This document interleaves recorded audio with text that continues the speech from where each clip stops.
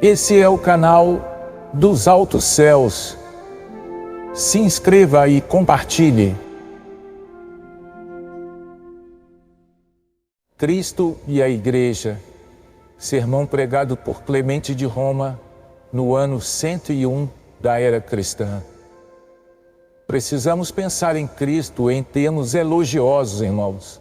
É adequado que vocês pensem em Cristo como pensam em Deus, como juiz dos vivos e dos mortos. E não nos convém pensar levianamente de nossa salvação. Se pensarmos pouco nele, também esperaremos obter senão pouco dele. E aqueles de nós que ouvem falar negligentemente dessas coisas como se fossem de pequena monta, pecam, não sabendo de onde fomos chamados, por quem e para que lugar, e o quanto Jesus Cristo se submeteu para sofrer por nossa causa. Que retorno lhe daremos? O que fruto será digno do que ele nos deu? Pois quão grandes são os benefícios que lhe devemos. Ele nos tem dado luz graciosamente como Pai. Ele nos chamou de filhos. Ele nos salvou quando estávamos prestes a perecer. Que louvor lhe ofereceremos? Ou que lhe daremos pelas coisas que recebemos? Éramos deficientes no entendimento, adorando pedras, madeira, ouro, prata e metal, trabalho das mãos de homens, e nossa vida era nada mais do que morte. Envolvidos em cegueira e com tais trevas diante dos olhos, recebemos visão e por sua vontade pusemos de lado aquela nuvem em que estávamos envolvidos. Ele teve compaixão de nós, misericordiosamente nos salvou, observando os muitos erros nos quais estávamos emaranhados, bem como a destruição a qual estávamos expostos e da qual não tínhamos esperanças de salvação, exceto a que nos deu. Ele nos chamou quando ainda não existíamos e nos quis para que do nada alcançássemos uma existência real. Vamos não só chamar o Senhor, pois isso não nos salvará. Ele disse: nem todo que me diz Senhor, Senhor será salvo, mas aquele que pratica a justiça. Portanto, irmãos, vamos confessá-lo por nossas obras, amando-nos uns aos outros, não cometendo adultério, não falando mal um dos outros, ou apreciando a inveja, mas sendo moderados, compassivos e bons. Também devemos partilhar o que temos uns com os outros, e não sermos avarentos. Mediante tais obras vamos confessá-lo, e não por aquelas obras que ao contrário não glorificaram. E não é adequado que temamos aos homens, mas antes a Deus.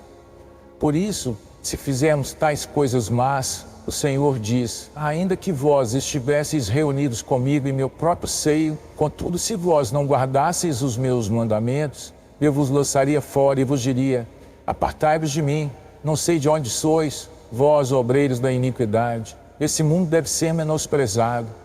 Portanto, irmãos, deixando de boa vontade nossa peregrinação nesse presente mundo, o Senhor disse: como cordeiro no meio de lobos. E Pedro respondeu e lhe disse: não temeis aquele que vos mata e não pode fazer mais nada convosco, mas temei aquele que depois que vós estáis mortos, sem poder sobre a alma e o corpo, para lançá-los no fogo do inferno. E considerem, irmãos, que a peregrinação na carne, nesse mundo, é breve e passageira, mas a promessa de Cristo é grande e maravilhosa, até o restante do reino por vir e da vida eterna. Por que curso de conduta, então, devemos alcançar essas coisas, se não levando uma vida santa e íntegra, julgando essas coisas mundanas como não pertencentes a nós e não fixando nosso desejo nelas? Pois se desejamos possuí-las, abandonamos o caminho da retidão. Os mundos, presente e futuro, são inimigos entre si. Agora, o Senhor declara: ninguém pode servir a dois senhores. Se desejamos então servir a Deus e ao dinheiro, não nos será proveitoso, pois que aproveitaria o homem ganhar todo o mundo e perder a sua alma? Marcos 8:36. Esse mundo e o seguinte são dois inimigos. Um instiga ao adultério e à corrupção e à avareza e ao engano. O outro diz adeus a essas coisas. Não podemos ser amigos de ambos, e nos cabe, ao renunciar a um, nos assegurar do outro. Consideremos que é melhor odiar as coisas presentes, visto que são insignificantes, transitórias e corruptíveis, e amar as que estão por vir, como sendo boas e incorruptíveis. Se fizermos a vontade de Cristo, encontraremos descanso. Caso contrário, nada nos livrará do castigo eterno, se desobedecermos os seus mandamentos. Assim também diz a Escritura em Ezequiel: ainda que Noé, Daniel e Jó estivessem no meio dela, vivo eu, diz o Senhor Jeová, que nem filho nem filha eles livrariam. Ezequiel 14:20.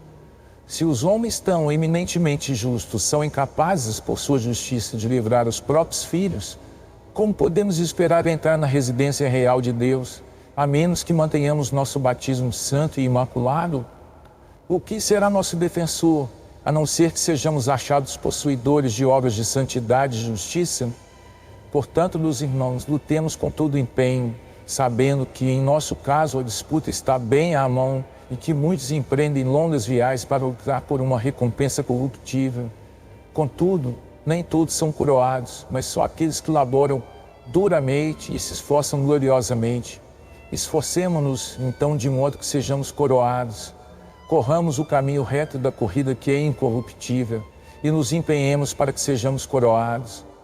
Temos de nos lembrar de que aquele que se esforça na competição corruptível, se for descoberto que agiu incorretamente, é preso e açoitado, e seu nome retirado de todos os registros. O que vocês acham disso? Acerca daquele que nos preserva o selo irrompível, a Escritura diz: o seu verme nunca morrerá, nem o seu fogo se apagará, e será um horror para toda a carne. Em Isaías 66:24. Durante o tempo que estamos na terra, pratiquemos o arrependimento, porque somos como o barro nas mãos do artífice. Se o oleiro faz um vaso e este fica torcido ou se quebra em suas mãos, ele o molda de novo. Mas se antes disso ele o lançou na fornalha, ele já não pode mais ajudá-lo. Assim, enquanto estamos nesse mundo, arrependemo-nos de todo o coração das más ações que fizemos na carne, para que sejamos salvos pelo Senhor, enquanto ainda temos oportunidade de arrependimento. Depois que deixarmos o mundo, o poder de confessar ou arrepender-se já não nos pertencerá. Portanto, irmãos, ao fazermos a vontade do Pai, ao conservarmos a carne santa e ao observarmos os mandamentos do Senhor, obteremos a vida eterna. O Senhor diz no Evangelho: se vós não guardastes o que era pequeno, quem vos entregará o que é grande? Pois eu vos digo que aquele que é fiel no mínimo também é fiel no muito. É isto que ele quer dizer: mantende a carne santa e o selo livre de contaminação, para que recebais a vida eterna. Seremos julgados na carne, e que ninguém diga que essa mesma carne não será julgada, nem ressuscitará. Considerem em que estados vocês foram salvos, em que estado receberam a visão, se não foi quando estavam nessa carne. Temos de preservar a carne como o templo de Deus. Assim como vocês foram chamados na carne, assim também serão julgados na carne. Assim como Cristo, Senhor, que nos salvou, embora fosse primeiramente Espírito, tornou-se carne e desse modo nos chamou, assim também receberemos a recompensa nessa carne. Amemo-nos uns aos outros, para que todos alcancemos o reino de Deus. Para que todos alcancemos o reino de Deus. Enquanto temos oportunidade de sermos curados, rendamo-nos a Deus que nos ouve e lhe retribuamos. De que forma? Através do arrependimento, de corações sinceros. Ele sabe todas as coisas de antemão e conhece o que está em nosso coração. Rendamos a Ele louvor, não só com nossos lábios, mas também com o coração, para que Ele nos aceite como filhos. O Senhor disse: esses são os meus irmãos, os que fazem a vontade do meu Pai. O vício deve ser abandonado e a virtude seguida. Portanto, meus irmãos, façamos a vontade do Pai que nos chamou, para que vivamos. Sigamos com veemência a virtude, mas abandonemos toda a má tendência que nos leve à transgressão e fujamos da impiedade, para que males não nos alcancem. Se formos diligentes em fazer o bem, a paz nos seguirá. Por essa causa, tais homens não podem encontrar paz, os quais são influenciados pelos terrores humanos e preferem o prazer momentâneo à promessa que será cumprida depois. Eles desconhecem que tormento o atual prazer incorre, ou que felicidade está envolvida na promessa futura. E se na verdade eles fizessem apenas tais coisas, seria o mais tolerável. mas eles persistem em saturar almas inocentes em suas doutrinas perniciosas, não sabendo que eles receberão uma dupla condenação, tanto eles quanto aqueles que os ouvem. Devemos servir a Deus confiando nas suas promessas. Sirvamos a Deus com coração puro e seremos justos. Mas se não o servirmos, porque não cremos nas suas promessas, seremos miseráveis. A palavra profética também declara: miseráveis são aqueles de mente dupla e que duvidam em seu coração, dizendo: todas essas coisas ouvimos falar até nos dias de nossos pais, mas embora esperemos dia a dia, não vimos nenhuma delas se realizar. Tolos! Comparai-vos a uma árvore, por exemplo, a videira. Em primeiro lugar vêm as folhas, então o broto aparece, depois a uva verde, e em seguida o fruto completamente maduro. Assim, da mesma forma, meu povo suporta perturbações e aflições, mas depois receberá suas boas dádivas. Portanto, meus irmãos, não sejamos de mente dobre, mas esperemos e suportemos, para que também obtenhamos a recompensa. Pois Ele é fiel, aquele que prometeu que dará a todos uma recompensa de acordo com as suas obras. Se praticarmos a justiça à vista de Deus, entraremos no seu reino e receberemos as promessas. O olho não viu e o ouvido não ouviu, e não subiram ao coração do homem. 1 Coríntios 2, 9. Devemos buscar constantemente o reino de Deus. Esperemos momento a momento o reino de Deus, em amor e justiça, visto que não sabemos o dia do Senhor. O próprio Jesus, sendo perguntado pelos fariseus sobre quando viria o seu reino, respondeu: o reino de Deus não vem com aparência exterior. Nem dirão, ei-lo aqui ou ei-lo ali, porque eis que o reino de Deus está entre nós. É como aconteceu nos dias de Noé. Assim será também no dia do Filho do Homem. Comiam, bebiam, casavam e davam-se em casamento, até o dia em que Noé entrou na arca e veio o dilúvio e consumiu a todos. Como também da mesma maneira aconteceu nos dias de Ló. Comiam, bebiam, compravam, vendiam, plantavam e edificavam. Mas no dia em que Ló saiu de Sodoma, choveu do céu fogo e enxofre, consumindo a todos. Assim será no dia em que o Filho do Homem se há de manifestar. Lucas 17, 20, 21, 26 e 29. Portanto, irmãos, se fizermos a vontade de Deus, nosso Pai, seremos da primeira igreja, quer dizer, a espiritual, que foi criada antes do sol e da lua. Mas se não fizermos a vontade do Senhor, seremos da Escritura que diz: minha casa foi feita em covil de ladrões. Escolhemos então ser da igreja da vida, para que sejamos salvos. Não suponho, porém, que vocês ignoram que a igreja viva é o corpo de Cristo, pois a Escritura diz: Deus fez o homem macho e fêmea, e os livros e os apóstolos claramente declaram que a igreja não é do presente, mas desde o princípio. Ela era espiritual, como nosso Jesus também o era, mas foi manifesta nos últimos dias para que Ele nos salvasse.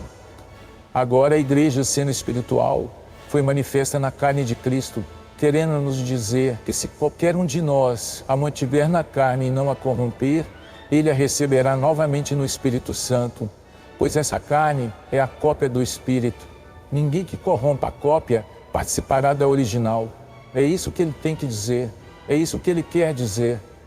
Guardai a carne para que vós participeis do Espírito. Mas se dissemos que a carne é a igreja e o Espírito, Cristo, então, aquele que usou vergonhosamente a carne, usou vergonhosamente a igreja. Tal indivíduo não participará do Espírito, que é Cristo. Essa carne pode participar de tal vida e incorrupção, quando o Espírito Santo for unido a ela. Ninguém pode declarar ou dizer o que o Senhor preparou para os seus eleitos. Agora não penso que lhes dei conselho trivial em relação ao autocontrole, no qual, se alguém o fizer, não se arrependerá, mas salvará a si mesmo e a mim que o aconselho. Não é pequena recompensa fazer voltar uma alma peregrina e perecível para que seja salva. Essa é a recompensa que temos para retornar a Deus que nos criou, se aquele que fala e ouve com fé e amor. Permaneçamos nas coisas em que cremos, justos e santos, para que com ousadia peçamos a Deus que disse: enquanto tu ainda estiveres falando, eu direi: eis-me aqui, eu estou aqui. Essa declaração é o sinal da grande promessa. O Senhor diz de si mesmo que Ele está mais pronto a dar do que aquele que pede de pedir. Sendo participantes de tão grande generosidade, não sejamos invejosos uns dos outros, na obtenção de tantas coisas boas. Pois tão grande quanto é o prazer que essas declarações têm por eles que as fizeram, tão grande é a condenação para aqueles que são desobedientes. Portanto, irmãos, tendo recebido não pequena ocasião de arrependimento, enquanto temos oportunidade, voltemo-nos a Deus que nos chamou, enquanto ainda o temos como aquele que nos recebe. Se renunciarmos esses prazeres e conquistarmos nossas almas, não fazendo nossos desejos maus, participaremos da misericórdia de Jesus. Mas vocês sabem que o dia do julgamento vem como fogo ardente, e algumas partes dos céus derreterão. Toda a terra será como chumbo derretido no fogo, e então as obras ocultas e abertas dos homens aparecerão. A caridade, por conseguinte, é coisa boa, assim como o arrependimento de pecados. O jejum é melhor do que a oração, mas a caridade é melhor que ambos, mas o amor cobre uma multidão de pecados. A oração proveniente de uma consciência boa liberta da morte. Bendito é todo aquele que está cheio dessas coisas, pois a caridade alivia o fardo do pecado. Arrependamo-nos de todo o coração, a fim de que nenhum de nós pereça no caminho. Se temos mandamentos dizendo-nos para afastar os homens dos ídolos e instruí-los, quanto mais não deve a alma que já conhece a Deus perecer. Ajudemo-nos uns aos outros, para que também ajudemos aos fracos, quanto ao que é bom, a fim de que todos sejam salvos, e vamos nos converter e admoestar uns aos outros. Não pensemos em dar atenção e acreditar somente agora, quando somos admoestados pelos presbíteros, mas também quando voltamos para casa, lembrando-nos dos mandamentos do Senhor. Não sejamos arrastados por luxúrias mundanas, mas busquemos progredir nos mandamentos do Senhor, para que todos tenhamos a mesma mente, sejamos unidos à vida. O Senhor disse: eu vim para reunir todas as nações, tribos e línguas. Ele fala acerca do dia da sua manifestação, quando virá e nos remirá, cada um de acordo com as suas obras, e os incrédulos verão a sua glória e força.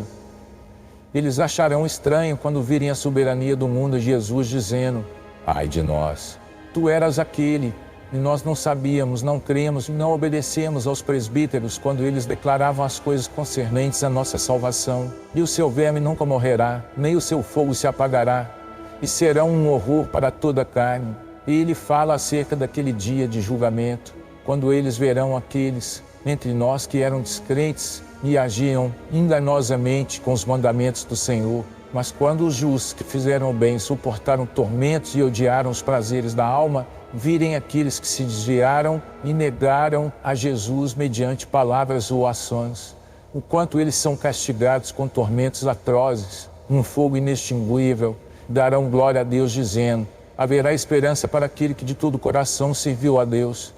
O pregador confessa sua própria pecaminosidade. Sejamos do número daqueles que dão graças e servem a Deus, não dos descrentes, que já estão julgados. Eu também, sendo completo pecador e até agora não livre da tentação, mas ainda, estando cercado pelas maquinações do diabo, emprego diligência, a fim de que tenha forças para chegar, nem que seja perto dela, temendo o julgamento por vir. E ele justifica a sua exortação, irmãos e irmãs, depois que o Deus da verdade foi ouvido. Leio para vocês uma solicitação para que deem atenção às coisas que estão escritas, a fim de que se salvem a si mesmo e salvem aquele que lê entre vocês. Como retribuição, peço-lhes que se arrependam de todo o coração, recebendo a salvação e a vida. Fazendo isso, teremos estabelecido uma meta para que todo jovem se empenhe pela devoção e bondade de Deus. Insensatos que somos, não nos sintamos afrontados e desagradados, sempre que alguém nos admoesta e nos faz voltar da iniquidade para a justiça. Às vezes, quando estamos praticando coisas más, não a percebemos por causa da disposição dobra e incredulidade que estão em nosso peito, e por estarmos obscurecidos em nosso entendimento, por nossas vãs concupiscências. Pratiquemos a justiça para que sejamos salvos até o fim. Benditos são aqueles que obedecem a esses mandamentos, mesmo que por um pouco de tempo sofram o mal no mundo. eles desfrutarão o fruto imortal da ressurreição. Que o piedoso não se lamente se for desgraçado nos tempos atuais. Uma época bendita o aguarda. Ele, vivendo novamente nas alturas com o Senhor, estará alegre por uma eternidade sem pesar. Nem seus entendimentos fiquem perturbados ao verem os injustos tendo riquezas e os servos de Deus pobreza duradoura. Sejamos crentes, irmãos e irmãs. Estamos nos esforçando na lida do Deus vivo. Somos disciplinados pela vida presente, para que sejamos coroados na vida futura. Nenhum dos justos recebeu o fruto de imediato, mas esperou por ele. Se Deus desse recompensa imediata aos justos, estaríamos nos exercitando no assunto e não na santidade. Pareceríamos ser justos, ao mesmo tempo que buscaríamos o que não é santo, mas o que é lucrativo. E por conta disso, o julgamento divino surpreendeu um espírito que não era justo e o prendeu com correntes. Ao único Deus invisível, o Pai da verdade, que nos enviou o Salvador e príncipe da incorrupção, por meio de quem ele nos manifestou a verdade e a vida celestial. A ele seja glória para sempre e sempre. Amém. Amém, irmãos.